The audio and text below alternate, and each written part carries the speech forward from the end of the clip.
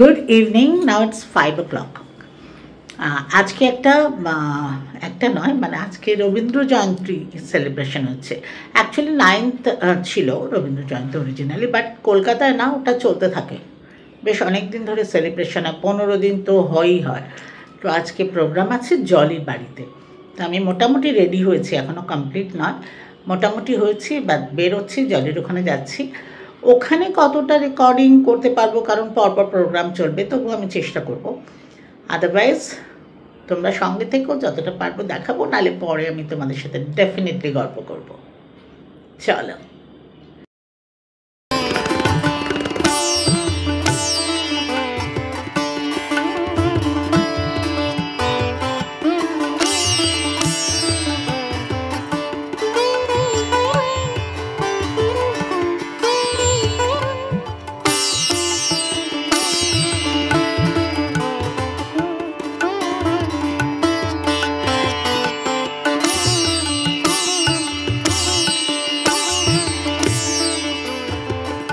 জলির আমন্ত্রণে আমরা আজ এখানে সবাই এসেছি রবীন্দ্রনাথকে নিয়ে আমরা কথা বলবো, রবীন্দ্রনাথের কবিতা বলবো, শুনবো, রবীন্দ্রনাথের গান শুনবো, রবীন্দ্র নৃত্য দেখবো, সবটাই রবীন্দ্রনাথ।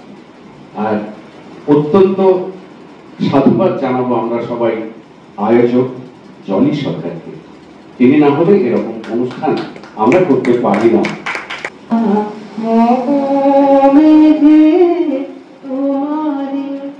অন্ধ করে রাখে তোমারে দেখিতে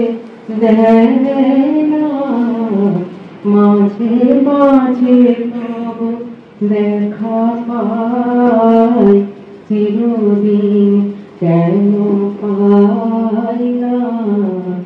মাধুর পাতা ছোট ছেলেরা জড়ো হয়েছি ঘরের কোণে, মিটমিটে আলোয়।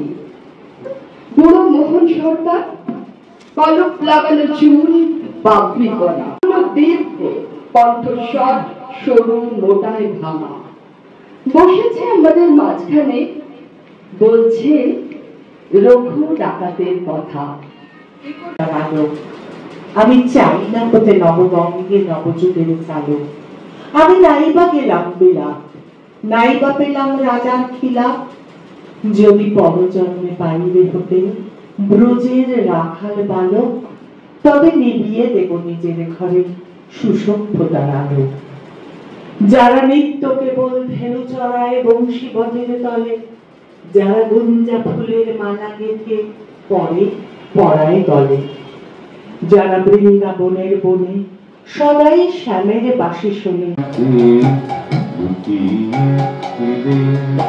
দেখতে আমি পাই তোমার, দেখতে আমি পাই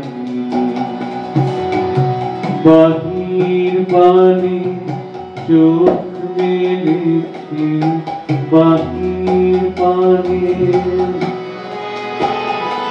আমার হৃদয় পানি চাই, আমার মাঝে লুকিয়েছিলে, দেখতে আমি পাইনি তোমার, দেখতে আমি পাইনি।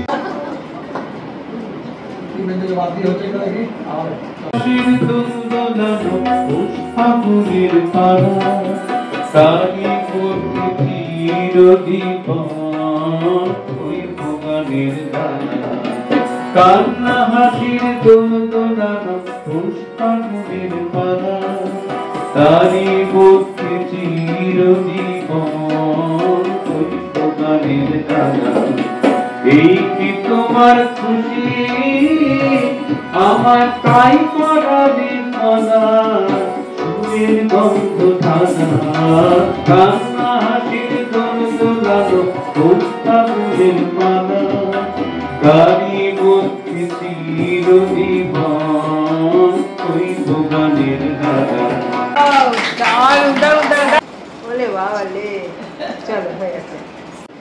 জুলাই অগাস্ট জুড়ে আকাশ মেঘ মুখোশে থাকে, ভেতর থেকে বজ্রত নয়, স্বাধীনতা ডাকে।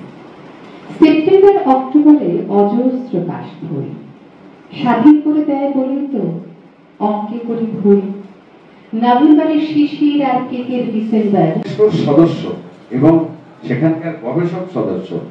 তো কাজেই এইরকম একজন গুণবতী শিল্পীকে আমরা এই মুহূর্তে পেয়েছি, আমাদের সামনে পারফর্ম করবেন, আমরা অত্যন্ত প্রীত।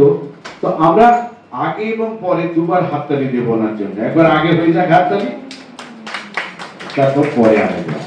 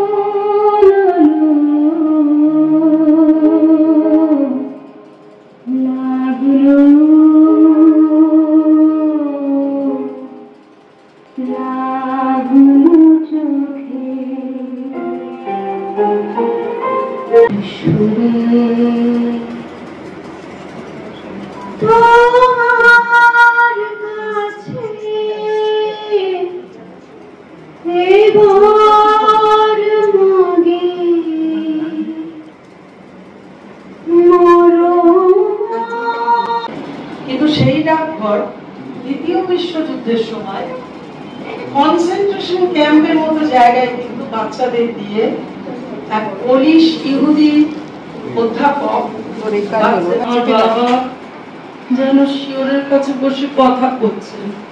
বৌদি এদিকে চলিস। হে মাধব দত্ত, আজকাল তোমাদের যে খুব বড় বড় লোকের সঙ্গে সম্বন্ধ। বলেন কি মোড়ল মশাই, এমন পরিহাস করবেন না, আমরা নিতান্তই সামান্য। তোমাদের এই ছেলেটি যে রাজার চিঠির জন্য অপেক্ষা করে বসে আছে, আহা ও যে ছেলে মানুষ, ও পাগল, ওর কথা কি ধরতে আছে মোড়ল মশাই?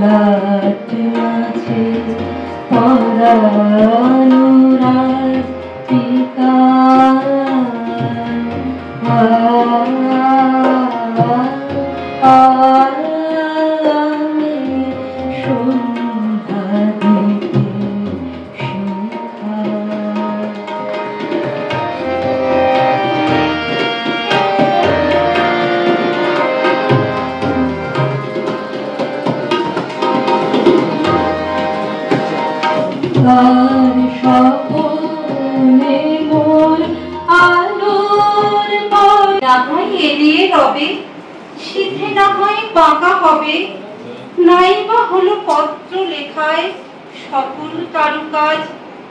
কাজগুলো যদি শিখিও থাকে, নাই তো তাকে লাজ। যেমন আছো তেমনি এসো, আর করো না সাজ। এসো দ্রুত চরণ ত্রুটি দিনের পরে ফেলে, ভয় করো না অলক তো রাত, মুছে যদি মুছিয়া যা, নুপুর যদি। একদল লোক বলেন স্ত্রী শিক্ষার প্রয়োজন নাই, কারণ স্ত্রীলোক শিক্ষিতা হইলে পুরুষের নানা বিষয়ে নানা অসুবিধা। শিক্ষিতা স্ত্রী স্বামীকে দেবতা বলিয়া মনে করে না, স্বামী সেবায় তার তেমন মন থাকে না, পড়াশোনা লইয়াই সে ব্যস্ত থাকে। আবার আরেকজন লোক বলেন স্ত্রী শিক্ষার প্রয়োজন খুবই আছে, কেননা আমরা পুরুষরা শিক্ষিত।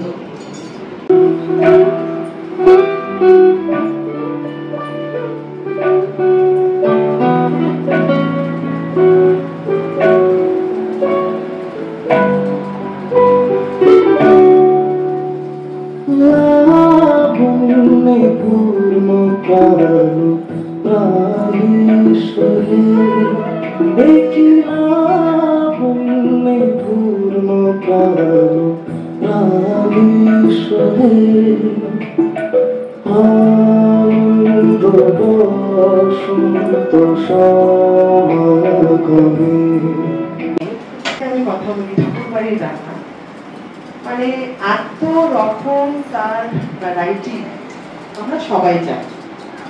শুরু করি সেটা দিয়ে, রবীন্দ্রনাথ ঠাকুর কিছু সময়ের জন্য চন্দননগরে গিয়ে পাতাল ঘর বলে একটা পাতাল বাড়ি আছে। চন্দননগরের স্ট্যান্ডে আপনি যদি যান তাহলে ওই হাটখোলার ওইখানটায় মানে একদম স্ট্যান্ডের শুরুতে পাতাল ঘর বলে একটা বাড়ি আছে। সেইখানে রবীন্দ্রনাথ ঠাকুর কিছু কিছু সময় গিয়ে কবিতা থাকতেন, স্পেন্ড করতেন। তো ইনসিডেন্টলি তার ঠিক উল্টো দিকের বাড়িটা আমার মায়ের মামার বাড়ি ছিল, এবং আমার মানে মায়ের যে মানে দাদা মানে তাকে বলে ঠাকুর জানি জানি যদি তারে নাই চিনি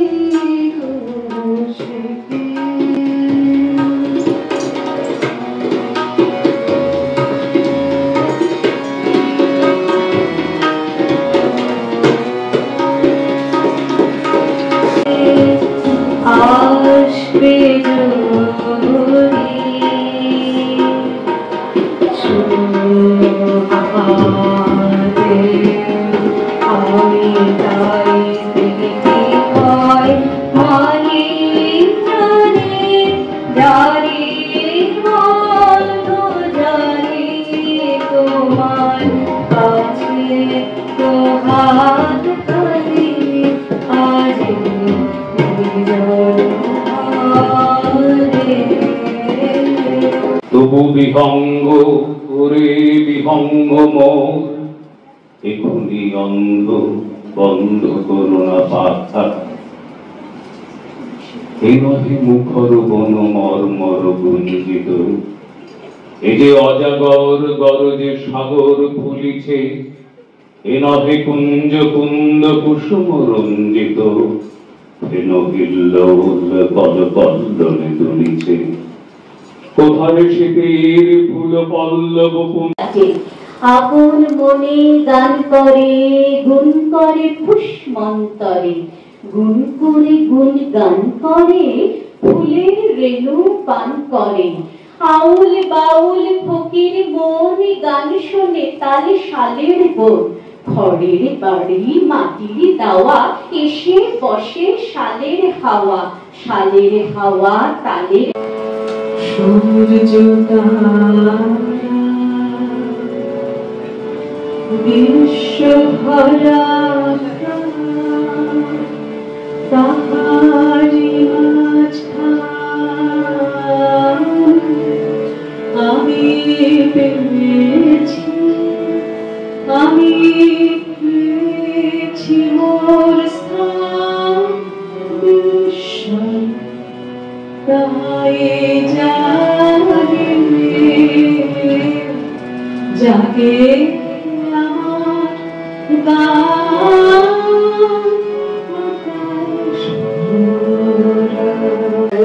ক্ষমা করো সবই ভালোবাসো অন্তর হতে বিদ্বেষ বিষ নাশ বরণীয় তারা স্মরণীয় তারা তবুও বাহির দাঁড়িয়ে আছে দূর দিনে ফিরানোর দাঁড়ে ব্যর্থ নমস্কার আমি যে দেখেছি গোপন হিংসা কপট রাত্রি ছায় এনেছে নিঃসহায় আমি যে দেখেছি প্রতিকারহীন শক্তের অপরাধে বিচারের বাণী নীরবে নিভৃতে কানে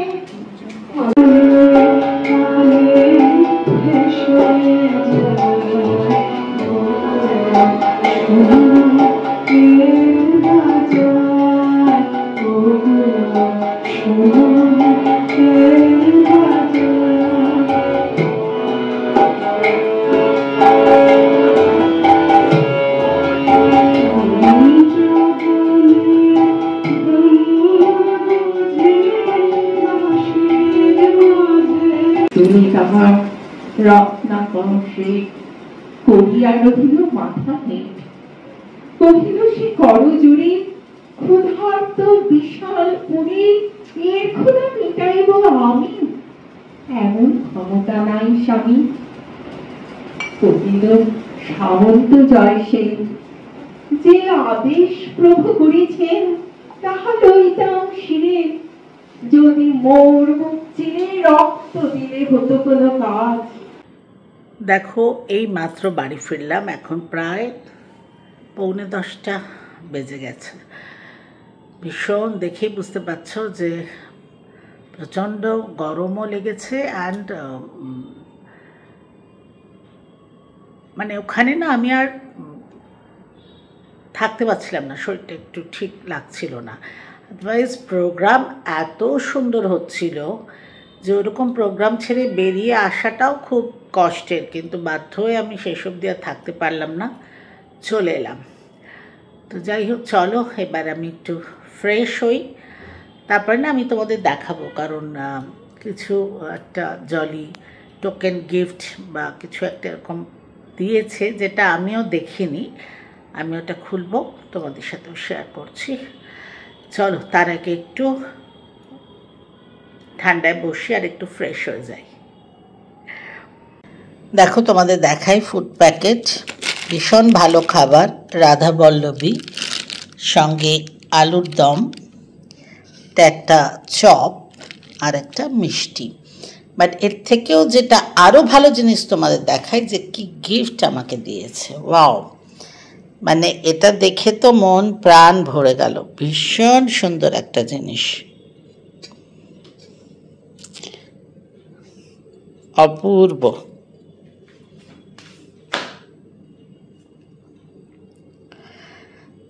চলো আজকে এই পর্যন্তই, গুড নাইট।